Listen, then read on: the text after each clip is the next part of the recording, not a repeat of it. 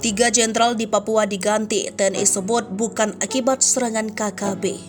Tentara Nasional Indonesia membantah mutasi tiga jenderal di Papua berkaitan dengan penyerangan yang dilakukan kelompok kriminal bersenjata atau kelompok separatis teroris di Kabupaten Nduga. Kepala Pusat Penerangan TNI Laksda Julius Wijojono mengatakan bahwa rotasi itu merupakan hal normal.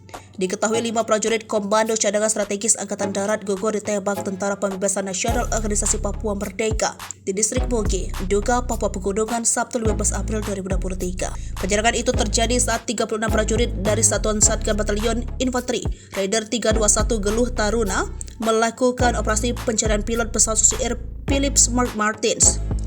Akibat penyerangan tersebut, Panglima TNI Laksamana Yudo Margono menaikkan status siaga tempur di wilayah Nduga. Mutasi itu tertera dalam Keputusan Panglima Tentara Nasional Indonesia Nomor Ke-426/2023 tentang pemberhentian dari dan pemangkatan dalam jabatan di lingkungan TNI tertanggal 27 April 2023.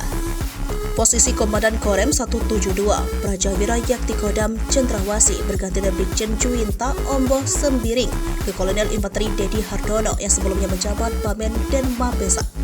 Dengan demikian, Dedi akan pecah bintang 1, sementara Sembiring akan menjabat sebagai Pastaf Ahli tingkat 2 Kepala Staf Angkatan Darat bidang sosial budaya. Posisi Pangdam Cendrawasih diganti dari Majen Muhammad Soleh Mustafa ke Majen Izak Pengemanan yang sebelumnya menjabat Kepala Staf Kogab Wilhan III.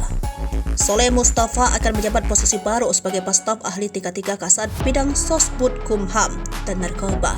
Selanjutnya, Pangkogab Wilhan III Legend 1 Nyoman Cantiasa dimutasi menjadi Koordinator Staf Ahli Kepala Staf Angkatan Darat.